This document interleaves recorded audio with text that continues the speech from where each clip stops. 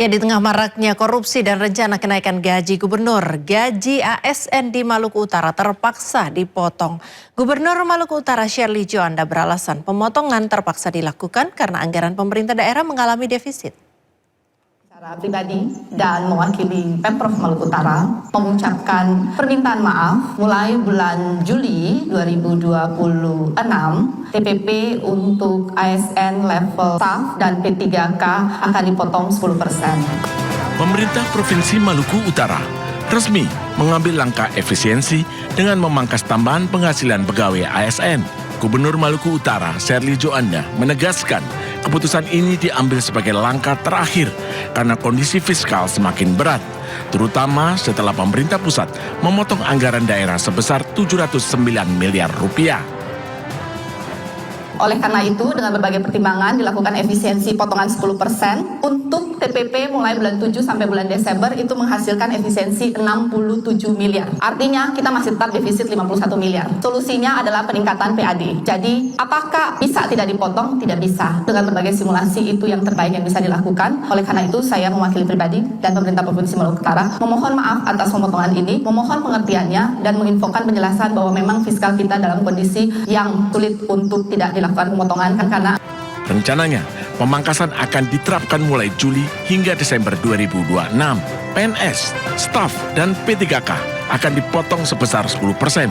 Sementara eselon 1 hingga 4 sudah sejak awal Januari ini dipotong sebesar 20%. Tetapi tadi juga sudah mendengar semua keluhan dari kepala daerah bahwa itu tidak menyelesaikan masalah kami di daerah karena kami sekarang tidak punya cash flow untuk membayar gaji P3K sampai dengan akhir tahun. Sebelumnya, Gubernur Sherly sempat curhat ke DPR di depan anggota Dewan dan Menteri Dalam Negeri. Sherly mengaku kesulitan menggaji pegawai pemerintah P3K sampai akhir tahun 2026.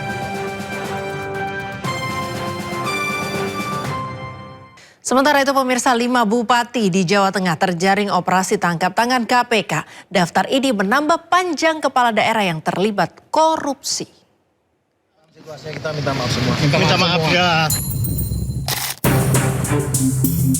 Usai ditetapkan sebagai tersangka, Bupati Pemalang Anom Widiantoro minta maaf.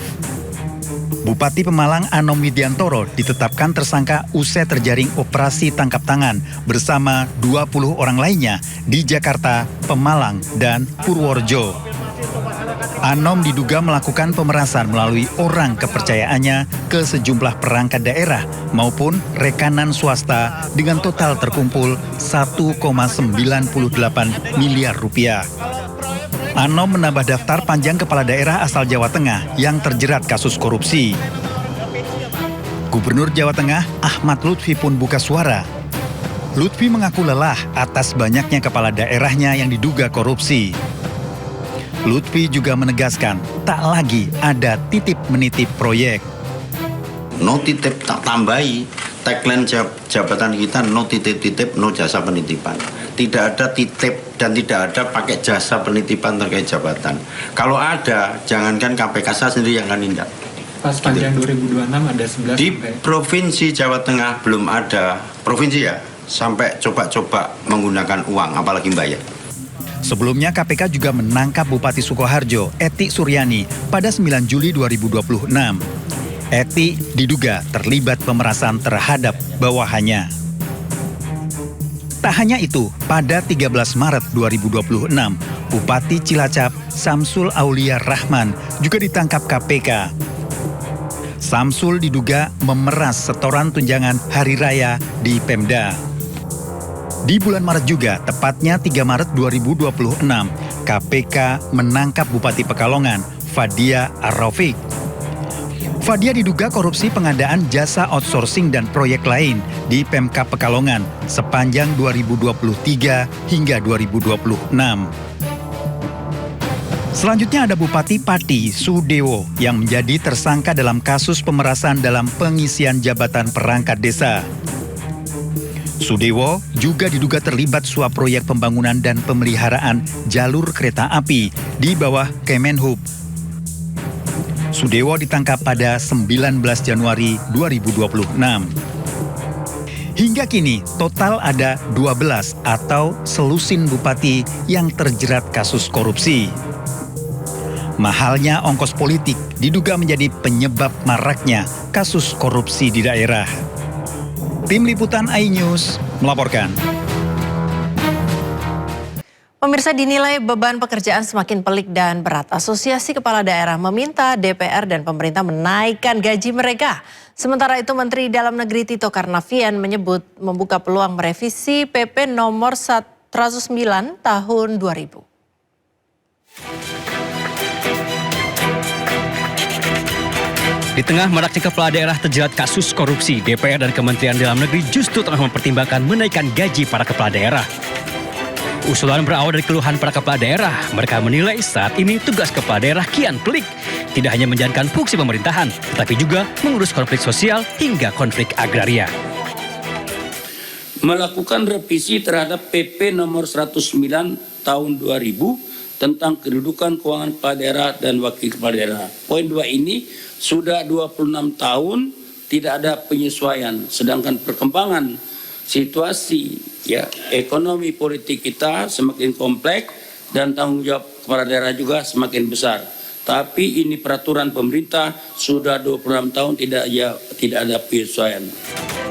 Menanggapi usulan dari anak buahnya, Menteri Dalam Negeri Tito Karnavian menyebut membuka peluang merevisi peraturan pemerintah nomor 109 tahun 2000 yang mengatur keuangan termasuk gaji para kepala daerah.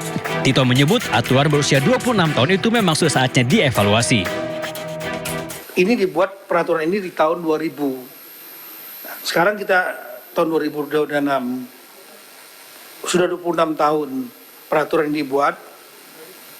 Situasi sudah berubah. Kenaikan harga juga barang-barang sudah berubah. Kurs juga sudah berubah. Kalau mungkin mau dilakukan penyesuaian, disesuaikan keadaan saat ini, itu bisa saja dilakukan penyesuaian. Tapi sekali lagi, kalau yang berkaitan dengan PAD, saran kami ini juga dipertimbangkan.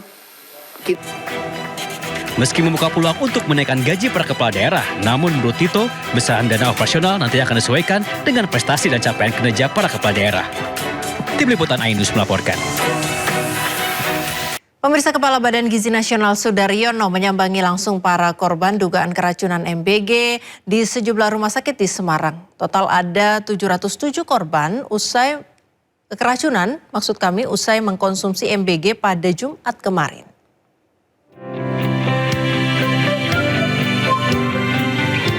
Kepala Badan Gizi Nasional Sudaryono menyambangi langsung para korban dugaan keracunan MBG di sejumlah rumah sakit di Semarang. Di antaranya di RS Permata Medika, RS Bakti Tamtama, dan RS Panti Wilasa Citarum. Kunjungan dilakukan untuk memastikan kondisi para korban yang totalnya mencapai 707 orang. Terdiri atas 693 siswa, 14 guru SMK Negeri 6 Semarang, usai menyantap MBG pada Jumat kemarin dengan gejala pusing, mual, muntah, dan diare. Gimana kondisinya? Siap, untuk hari ini kondisinya sudah baik, Bapak. Tadi untuk saat ini sih keluhan-keluhan mual muntah diare sudah nggak ada. Tanda-tanda vitalnya juga sudah baik. Terakhir tensi sudah normal ya Bapak ya, 112/96. Nadi juga sudah baik, 95 kali per menit. Iya. Berdasarkan hasil investigasi awal, BGN menduga insiden dipicu oleh beberapa bahan makanan yang kini dalam proses pemeriksaan laboratorium. Serta waktu memasak yang dilakukan terlalu dini sebelum makanan dikirimkan. Sudaryono memastikan pihaknya telah menjatuhkan sanksi berupa pemberhentian sementara atau suspend kepada Satuan Pelayanan Pembunuhan Gizi SPPG Karangturi yang melayani para penerima manfaat tersebut. Sementara itu pemirsa, tabir dugaan korupsi di tubuh BGN semakin terbuka. Kali ini Kepala Badan Gizi Nasional Sudaryono mengungkap banyak rekening SPPG yang tidak jelas. Kepala BGN Sudaryono buka-bukaan terkait dugaan korupsi di Satuan Pelayanan Pemenuhan Gizi. Dari hasil penyelidikan sementara, ditemukan 414 rekening ganda atau bahkan belum beroperasi. Total dana yang ada di rekening ini mencapai sebesar sekitar 311,2 miliar rupiah. BGN pun langsung mengembalikan dana ini ke kas negara. Sudaryono pun menegaskan tidak ada SPPG yang kebal hukum.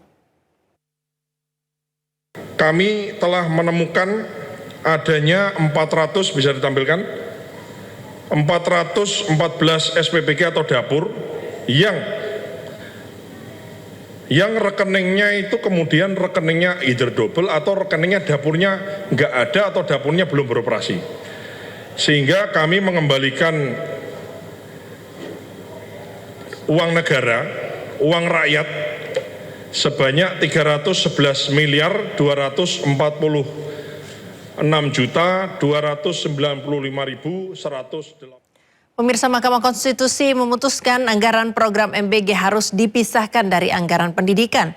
Kepala BGN menegaskan pelaksanaan program makan bergizi gratis tetap berjalan dan sumber anggaran diserahkan kepada pemerintah.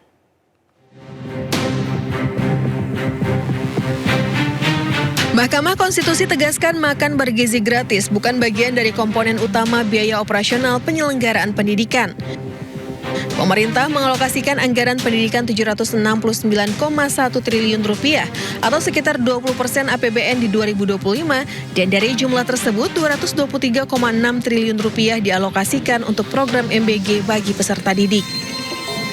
Menteri Sekretaris Negara Prasetyo Hadi mengatakan pihak Istana Kepresidenan akan mempelajari lebih dulu putusan MK terkait pemisahan anggaran program MBG dari anggaran pendidikan dalam APBN.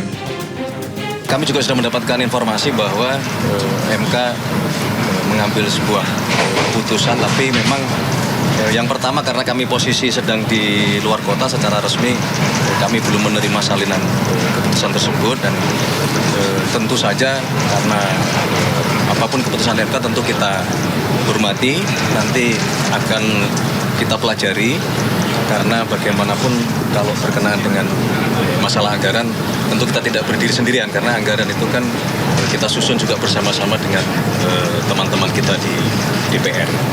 Jadi mohon waktu. Badan Gizi Nasional atau BGN menyatakan pelaksanaan program makan bergizi gratis atau MBG tetap berjalan di tengah putusan Mahkamah Konstitusi yang mewajibkan pemisahan anggaran pendidikan dan MBG. Kepala BGN menegaskan lembaganya tidak berwenang menentukan sumber anggaran karena merupakan kewenangan pemerintah.